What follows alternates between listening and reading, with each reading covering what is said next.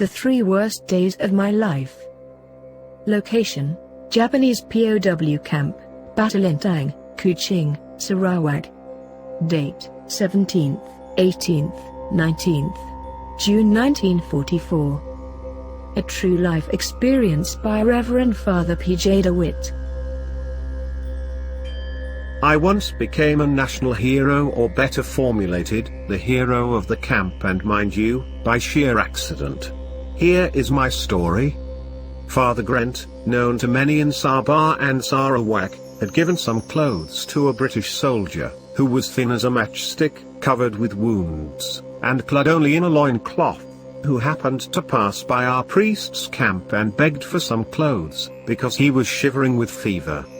Father Grant had thrown a bundle of clothes to him over the fence, but unfortunately all this had been witnessed by a Japanese guard from the sentry box, overlooking the camp. This incident was promptly reported to the camp commander by telephone. Japanese phobia. Now Father Grant, like 3 or 4 other fathers and brothers, had the Japanese phobia, meaning to say, whenever he heard a Japanese shouting, he would get a nervous attack and run off to the toilets. This was exactly what happened, when 10 minutes after he had thrown the bundle, a Japanese soldier came into our camp shouting at us. Even today I can still visualize Father Grant running off. The soldier went from barrack to barrack shouting, "Who has thrown that bundle?" When he finally came into our barrack, shouting the same question, I spontaneously answered, "I did," thinking within my heart that Father Grant will never survive a Japanese punishment. The soldier then asked my name. I refused to give it. I had a way with Japanese and often conquered their hearts by talking to them jokingly, using a few Japanese words for good measure. I played on his feelings, stating that it was only out of pity with that poor naked soldier, riddled with disease and fever, that prompted me to throw that bundle of clothes. I would have got away with it, as the soldier appeared quite impressed, but in despair he said, "I personally don't mind and wish to forget the whole business. But don't you see, the matter has already been reported to headquarters, and so there is no way out. Please, give me your name." I then knew I was in for great trouble. I finally gave my name, and true enough, that evening I received a note, addressed to Priest Witto, telling me to report at HQ the next morning at 8 o'clock. Trial and condemnation. Bishop Tarcisius van Vallenberg, Bishop of Pontianak, Indonesia, who was in charge of our priest camp, accompanied me to the Japanese HQ, together with Brother Leo, a Capuchin brother who acted as interpreter. There was a trial, and the judge was Colonel Sugar, the camp commander, who had great difficulty in speaking English and would almost spit out consonants. No matter how well I pleaded my case, no matter how well the bishop tried to defend me, I was solemnly condemned to 3 days solitary confinement in the guardhouse. Then for the first time I really got scared. The word guardhouse brings the shivers. It contained 4 prison cells in the form of cages. 2 large ones for more than 1 prisoner and 2 smaller ones for 1 person in solitary confinement.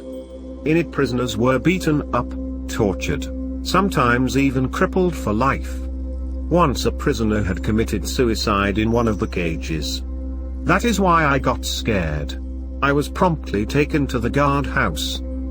When I entered, 3 cages were occupied, 2 soldiers in the first cage, 2 soldiers in the second, 1 in the third, and number 4 was for me. I was pushed in and the door locked behind me. Tortures. Every hour was a changing of the guards. Those coming back from duty would put their guns against the wall and invariably would come and visit the cells, gazing at the prisoners and often maltreating them.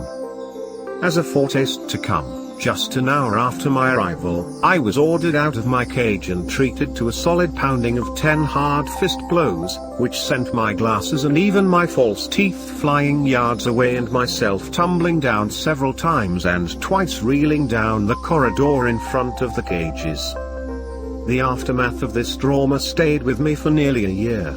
And when I was eventually pushed back in the cage, I just laid down on the floor, completely dazed and shocked, not knowing that this was only the beginning of a whole day of torture. After half an hour a guard unlocked the door of my cage and shouted at me, "Sorry." I had no idea what he meant, so he kicked me and kicked me again till I fell on my knees. "Ah," he shouted, "sorry. Sorry," more kicks and pushes, and then with signs language he made it clear that I had to bend both my knees, leaving only the upper part of my toes to touch the ground, and with the weight of my whole body resting on my heels and arms lifted up to heaven. It was very painful, and in no time I toppled over. You may try it out for yourself. The guard would kick me again till I was in the right position to have another try.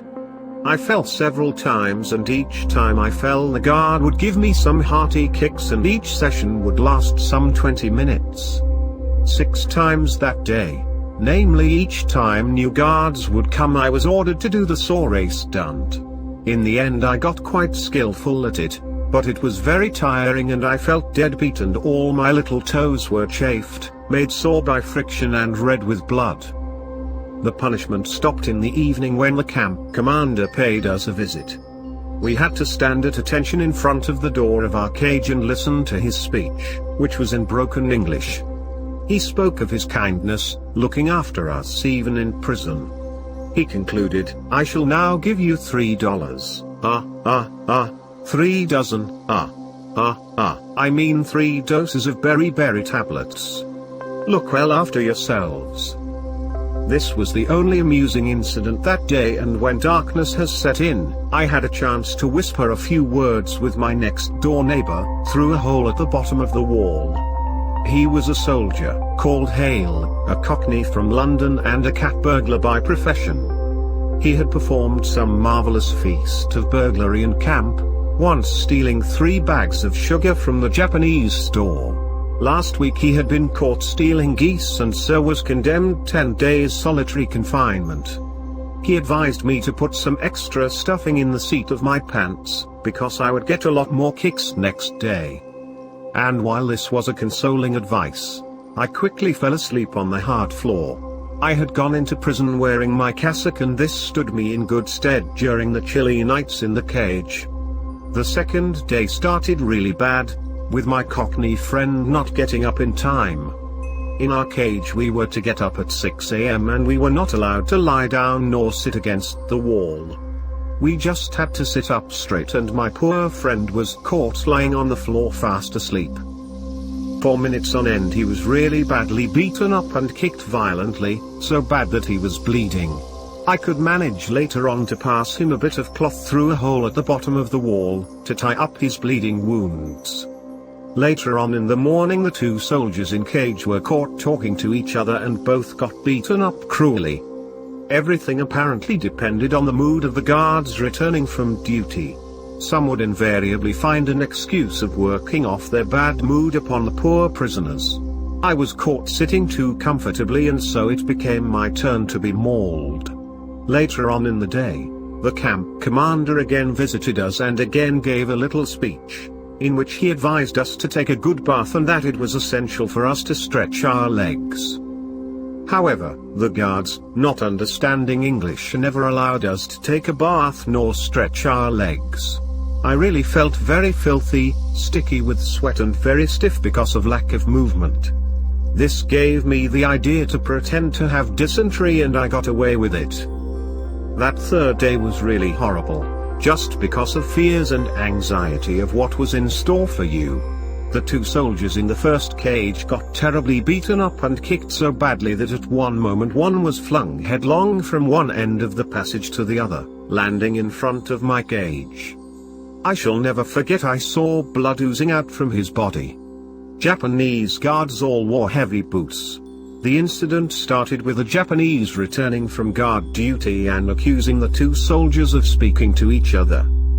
The conversation ran as follows. "You spiaku ka?" Answer, "We no spiaku." "You spiaku nai ka?" Nai is Japanese for no. Answer, "We spiaku nai." But the Japanese wouldn't take no for an answer, so the poor fellows were so badly beaten up and kicked that in the end they owned up that they had been talking. This admission was followed by more beating and kicking. As I said, I saw them bleeding in front of my cage. I really was scared stiff and was expecting to receive my share in a few moments. I started saying my rosary. It's amazing how fervently one can pray in an agony.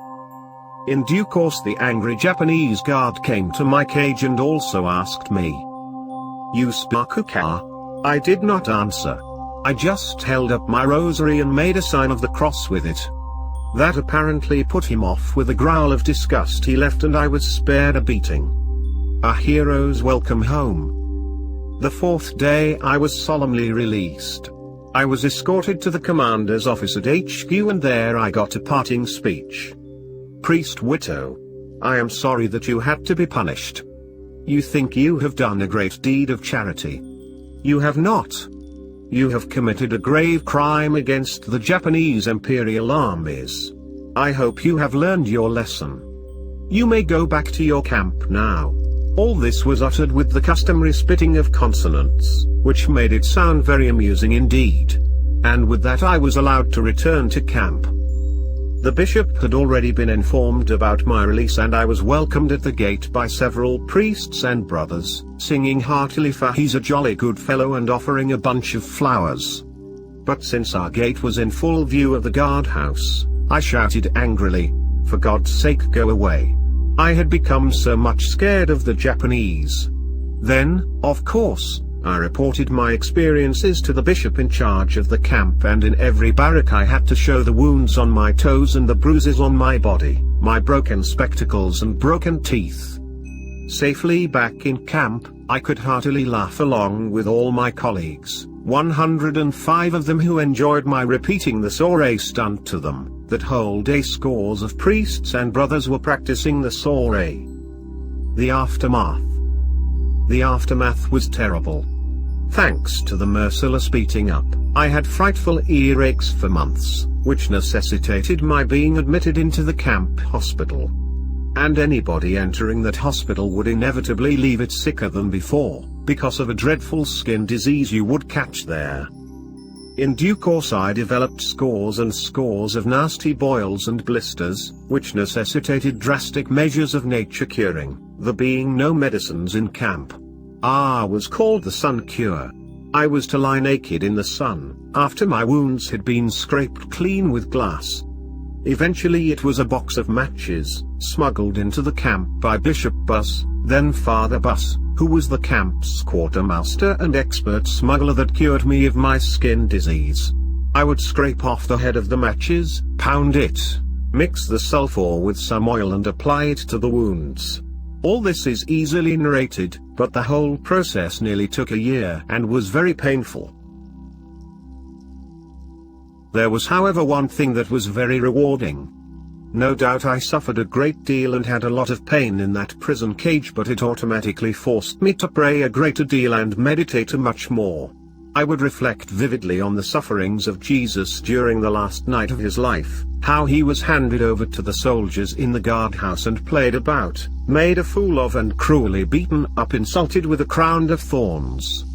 Never in life had I meditated so vividly on this aspect of our Lord's sufferings, which I now understood so much better than before, having experienced a little bit of it myself.